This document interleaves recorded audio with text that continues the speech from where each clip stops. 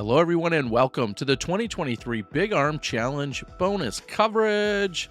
It's chase card action. I want you to catch it all as we're out here at the Vista del Camino Park playing in the extended layout. Connor Rock, along with Mason Hults, Kade Filimoehala, and rounding out the card, you know him, Anthony Barela. As I said, this is the chase card action. Certainly a threat of hunting down this tournament from the chase card. Some big superstars like Barela, Connor Rock, Filimoehala. I mean, these guys you've been seeing and hearing for a number of years. As we take a look at hole number 1, playing to the short position. Beautiful drone coverage brought to us by Curtis Van Slyke. And this also helps speed things up, as players were less likely to go out of bounds long, and just overall things moved a little bit quicker and smoother to this pin placement. Although I feel like it's more tempting. Well, you can't ask for much more than that. Connor inside the circle, just the right amount of power.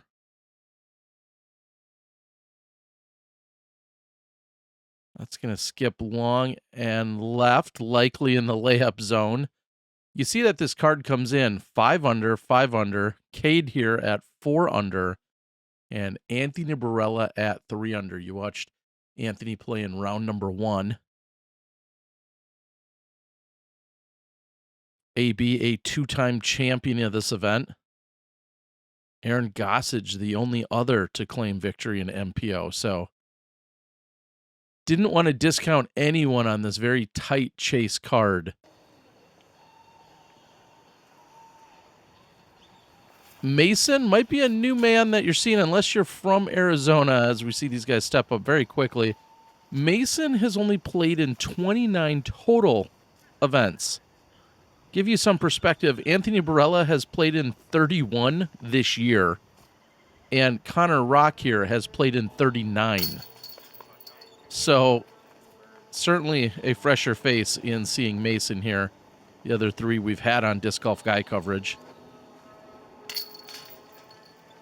And kind of what you would expect. If you're not right there, circle's edge or closer, you're likely laying up, and 3 pars and the birdie by Connor.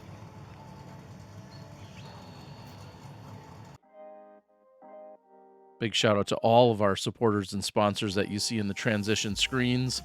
Tons of people making the coverage possible here. We head to hole 2, 649 feet.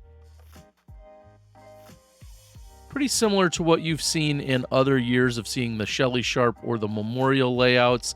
However, this one, less OB, in fact, really no OB except for the sidewalk on the right, and no OB on the left, which is a very different change from what you're used to. And also no Mandos. A little bit more generous of a tee pad. And speaking of generous, we're getting this chase card coverage because Spicy Boy, my local film guy, was out there. We went with the very conscious effort to split up, knowing that this chase card would have such an opportunity. So Spicy Boy is going to give you some of the views here. And with that, sometimes doesn't have every one of these in frame.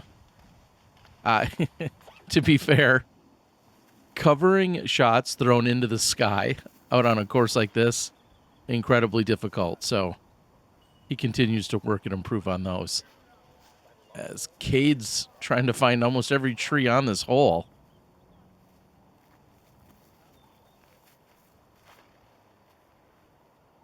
Big drive by Connor sets him up for what looks like a pretty basic approach. That's going to finish circle's edge to the left.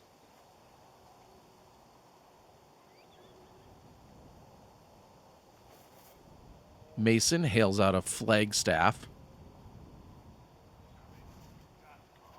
Solid forehand. Looking to pick up a birdie on his second hole. Mason comes into the tournament with a 974 rating.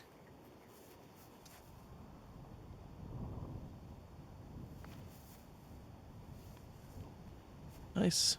Basic little standstill forehand, no problem for AB.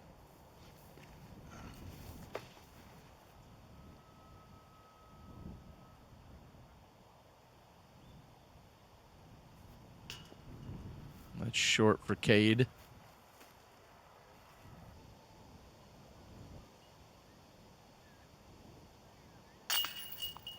Connor with a 10-13 rating on entering this tournament. Got back-to-back birdies to start, and Mason not able to convert there.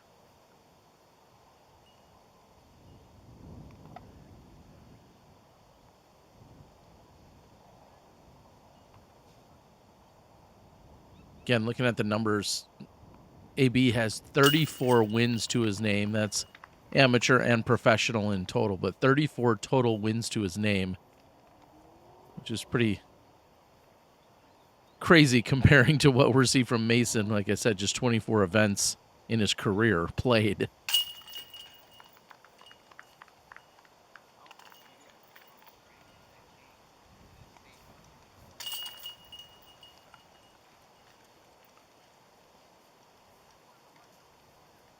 And with that, they'll cross the bridge, head over to one of the shorter holes on the weekend. Hole number 3, under 300 feet. There is one Mando tree there on the left side that you have to throw inside of to the right.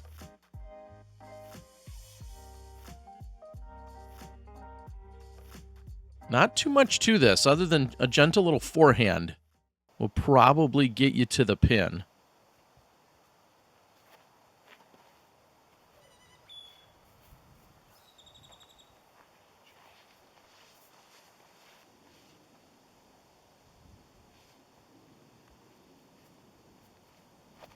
Just about noon on Sunday, 2nd December, Sunday in December. That'll be plenty close for AB.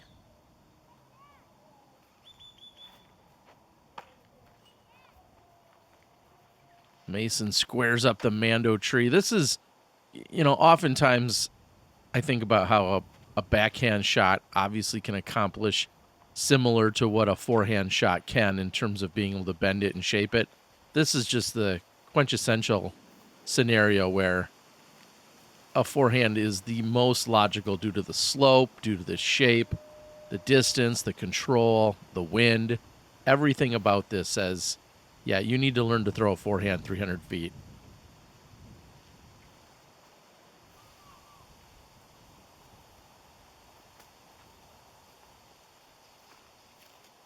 No go for Kade. And Connor's been off to a great start getting the first couple. This is his first long test. And the jumper doesn't fall. So now AB has a chance to match Connor's 2-for-3 start.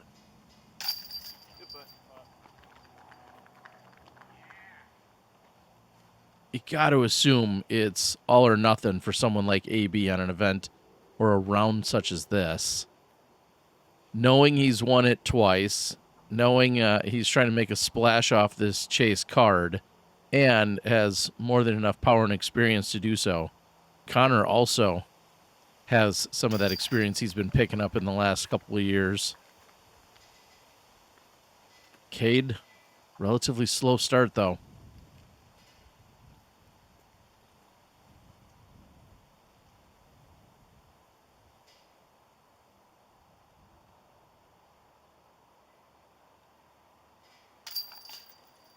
Not taking anything for granted, even on the short ones.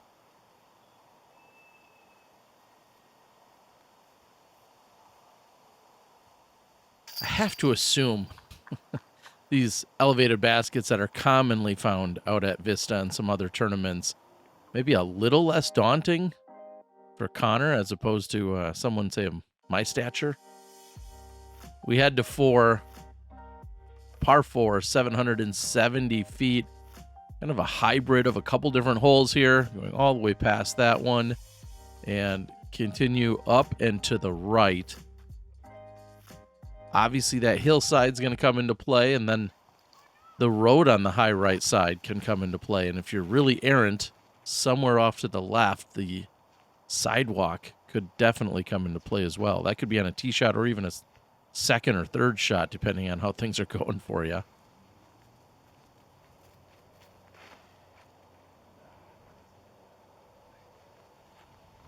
Looking to air it out. And I'll finish left side. And dealing with more wind here during round 2 than we did in round 1. At least for the moment. Kind of hits the side and rolls hard left ultimately.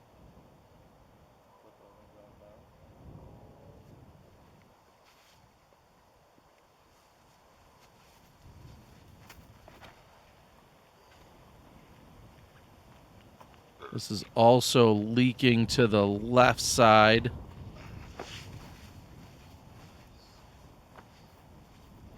Doesn't bring the sidewalk into play, but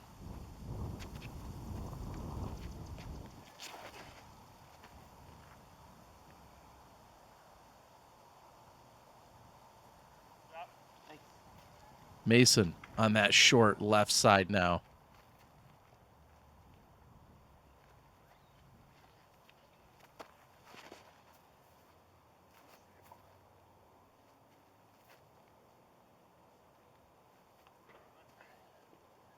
Look at him, uphill putt. Long chance for birdie. Now Barela trying to see if he can put himself in position for birdie. A nearly ideal tee shot. I mean, you're not complaining about the distance that he got off the tee whatsoever. That sets him up for either a forehand or backhand. He goes to the backhand and lets that drift down into the left. So not a pinpoint accurate approach.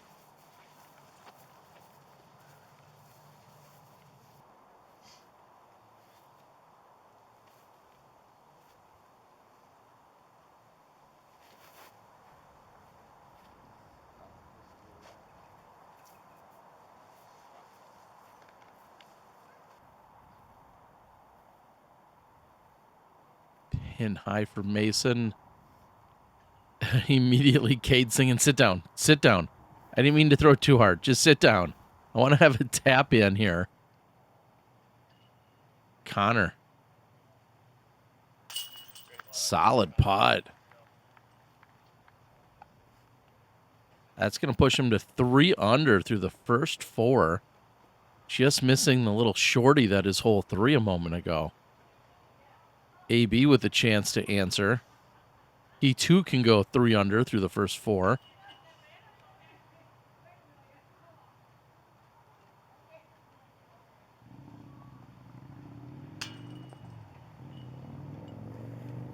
Well, most importantly, it sat down.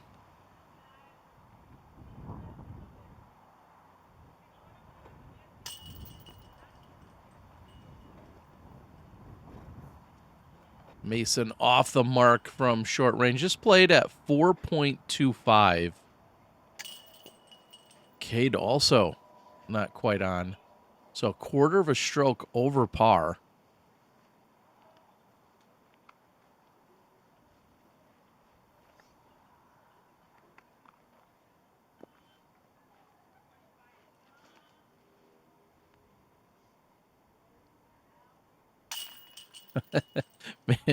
Mason's body English didn't tell me he was exactly confident upon releasing that one either, but either way he's in. That's going to be a painful double.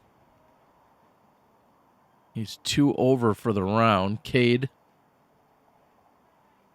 he's going to put in, and he'll also be 2 over for the round. So we're seeing some separation almost immediately here on this chase card.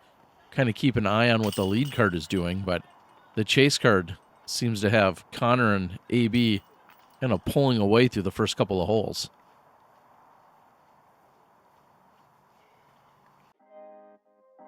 Big thanks to all of my Patreon supporters and subscribers. I know I say it all the time that coverage wouldn't happen, and that's 100% true. It's even more so true when we have things like bonus coverage and we have an extra guy out there that can get a chase card during a second round like this, and us making that decision rather than having two guys possibly on one card going out and getting the chase card felt was like so crucial. So thank you if you're supporting me via Patreon. That's a long-winded way to say that.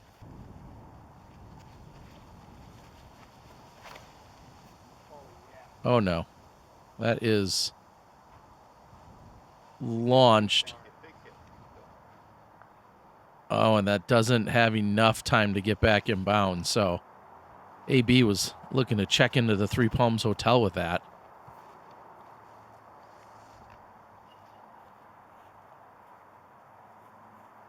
Straight away. Very difficult hole. In fact, the fifth most difficult hole. I feel like birdies are so incredibly rare. Thinking the coverage that's been released, we've only seen maybe 2 birdies. AB being one of them in our feature card, round 1. Don't bounce like that. Oh no. AB is OB. Brutal. Especially after the start that he's had. 3 under through 4. Excuse me, 2 under through 4.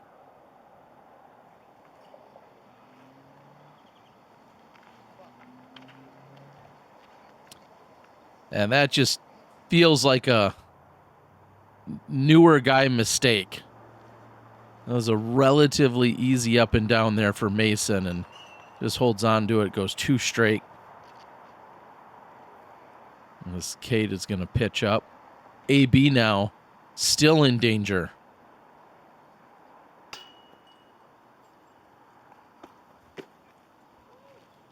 So frustrating as Barela going to pick up some bogey strokes on the card, and Connor doesn't quite have the touch either. So hole 5 not helping out anybody here.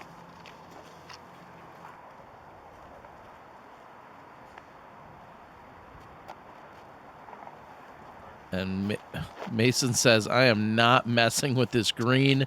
You can understand why.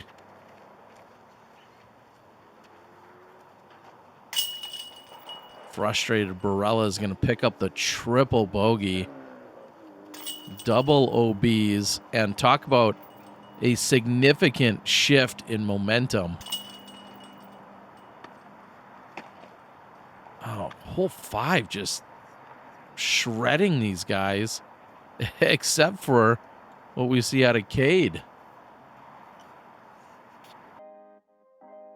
Big shout out to our friends at the Distinguished Doodle, who are based right out of Arizona. So if you're looking for any Distinguished Doodle products, use code DiscGolfGuy, and it gets you a huge discount. I think I last heard 40%. Try it out. Hole 6, postage stamp green, 242 feet downhill.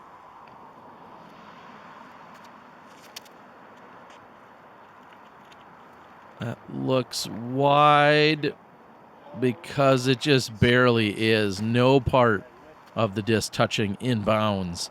Any disc that doesn't come to rest inbounds goes to the drop zone, regardless of where it went out. If it's not inbounds, you go to the drop zone, and that what? Somehow that rolls back inbounds.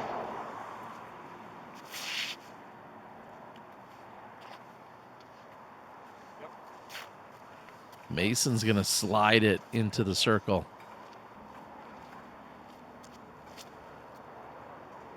AB looking to bounce back after a triple.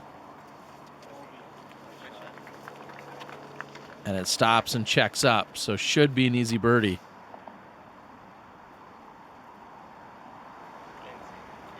And that says everything. Kade with the discipline to say, hey, I'm not going to mess with this. I think you guys saw a couple of putts going out of bounds during our other second card, or excuse me, our other second round coverage. People throwing it out of bounds from the drop zone. So Kade is going to concede, take the bogey. Meanwhile, Connor in for birdie. Mason is going to go to a knee. And he's in for the birdie. AB short range. Just a little score separation there. So just when Kade picked up strokes on the rest of the card on the previous hole, flip-flops here, and he's going to turn around and give 2 to everyone else.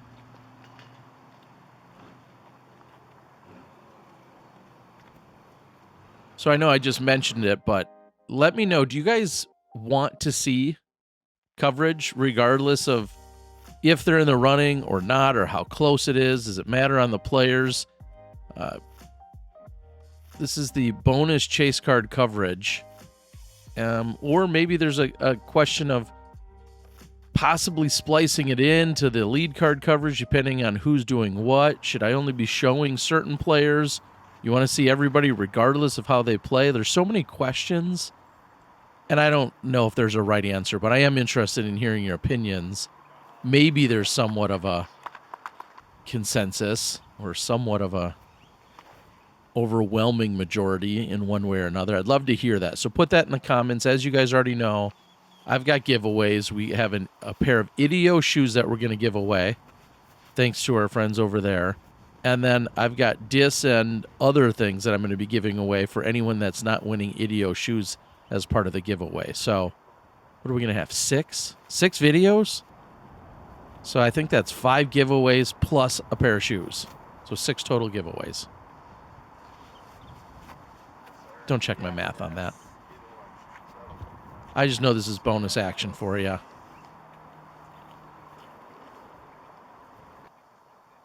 Mason from long range.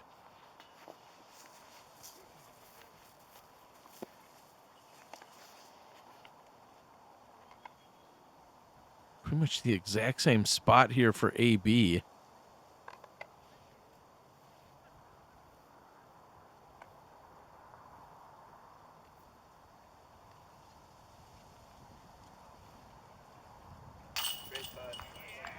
Dang.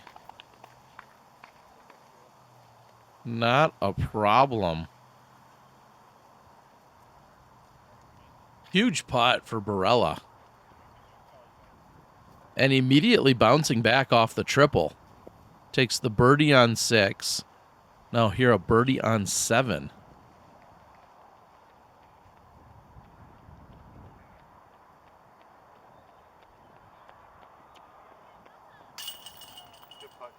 Connor doing work. Connor moves to 4 under through 7. Currently, that is catching up to what we're seeing on the lead card, too.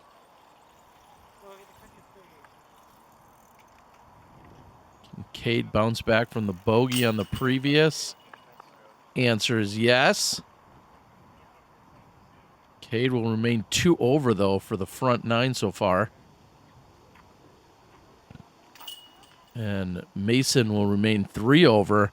I've said it before, the front 9 is much more scoreable than the back. Feels like you need to pick up your birdies on the front and then just hold on to them for dear life when you get to hole 11, when you get to hole 14 or 15. Also, hole 17 will eat everybody's lunch. So you have to pick them up. This is one of them that you have to get as well. Second easiest hole on the course, 570 feet. Plays a half stroke under par. The only hole that's easier is 2 holes from now in hole number 10. That plays at 0.52 under par. This plays at 0.5 under par. Low line drive.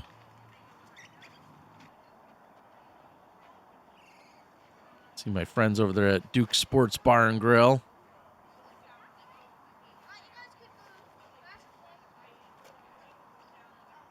AB, and it still continues to roll.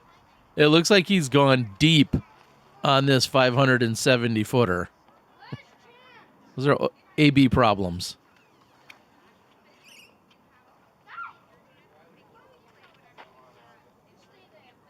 Similar to Connor's, just kind of a line drive out and around. I feel like if you have any remotely serviceable backhanded roller, this is definitely the place for it.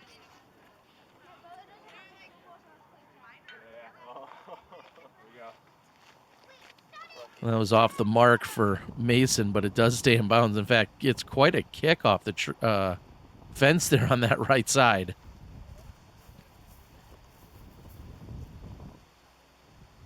And this is what I'm talking about in the first couple of rounds, where you see anything off on this right side will all but force a layup. Well, okay, unless you're Connor and you've got that beautiful touch shot, but almost everything on this right side forces layups. Connor coming back for the birdie.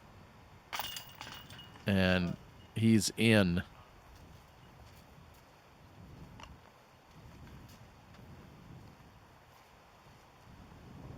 I think we might have had what we like to call in the business, a couple of double punches. Thinking that we were pressing record and we're actually pressing stop. And anyway, here we are on the green after an approach to there. AB's in for the birdie.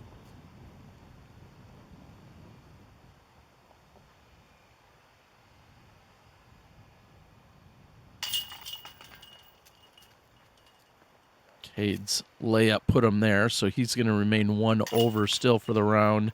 Mason in for the par. And we're going to move over to the 9th hole. Speaking of 11-hole courses, have you guys been to Koh Samui? Just saying. It's a hell of a time.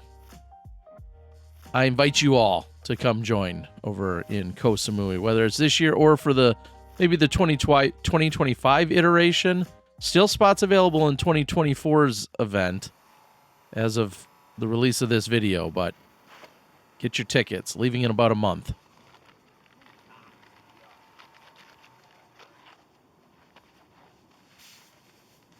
Big drive, finds the center of the fairway for Connor. Connor having exactly the front 9 you need to be having. He's sitting 5 under and in great position for a birdie here on hole number 9. 5 under for the front 9, that is. AB off to the right side. Once you clear the majority of these trees, it feels like it should just be routine up and down. Just elementary stuff from there.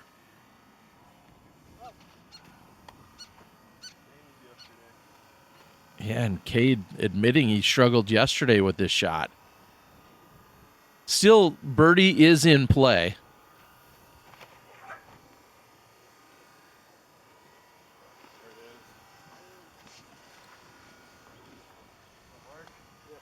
Again, past most of the trees, so just a matter of throwing a decent second shot here. Still some work to do for Kade. Trying to get it to sit down, and it's going to push out into the left. You'll have a look, a long one.